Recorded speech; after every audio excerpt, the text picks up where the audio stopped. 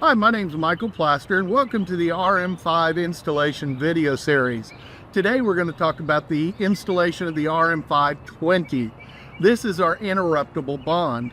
Before we get started today, let's talk about some of the tools you may need. Some of the common tools you may need are an adjustable wrench. How about the number 2 Phillips head screwdriver? Oh, and don't forget the 7/16 wrench. And last but not least, you'll need a magnet to turn on your Bluetooth at the end of your installation. You'll also need a voltmeter and a Bluetooth enabled mobile device. Included in your installation kit is your multiple risers to allow your test head cap to fit properly after the installation is done. Also included in your kit will be the mounting bracket that goes on top of your test head, your relay, the REL2502 relay, which is specifically for the interruptible bond, and then your RM520 remote monitor. Now on to the fun part. We're ready for our installation. As you come up to your test station, you're going to remove the cap. This will expose your reference cell and your structures plus your shunt.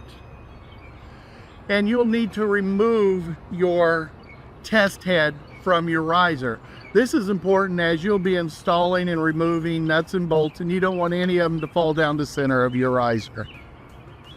As you can see here, we already have a shunt installed. In order to allow for your technicians to always follow the same procedure when they come out and take a manual read, we're going to install our relay in series with your shunt so they don't have to learn a new procedure. In order to do this, we're going to zoom in on this shunt. We're going to remove the bolt from one side of the shunt and remove the structure wire, and then we're going to put the structure wire on one of the blank spots on the test station. We may have to drill, in some cases, a new hole for that structure. Now we're going to install our REL2502 relay on our test point. As we zoom in on the test point, I'm going to spin it around so you can see the back side of it, and you'll see 3 holes at the bottom that are in a triangle, and that's where our relay will be installed.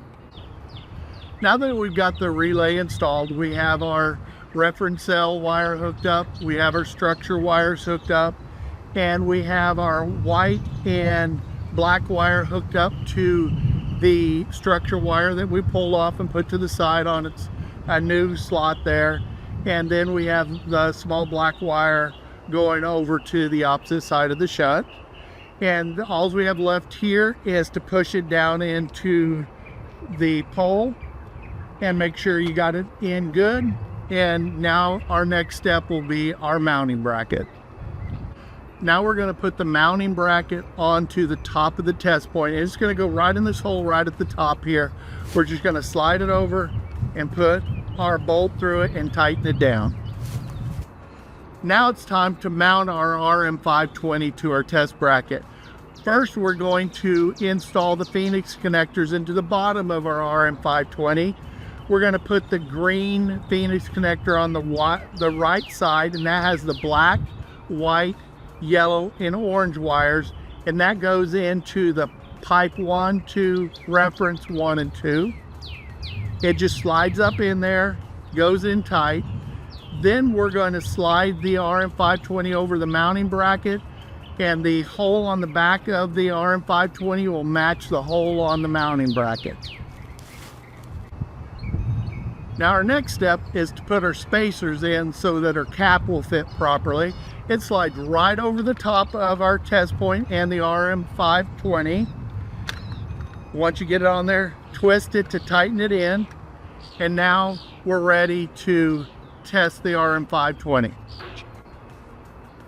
Now that we got our RM520 installed, we're going to use our Bullhorn Tools mobile application, which is Bluetooth enabled, to configure our RM520. To get our RM520 active, we're going to swipe a magnet over the Bluetooth icon and it will start blinking blue. Then it is ready to connect to your Bullhorn Tools mobile application. Later in this training, we will walk you through configuring our RM520 using our Bullhorn Tools mobile application. Now that you've completed the configuration of the RM520, replace the cap. This completes the configuration and installation of the RM520.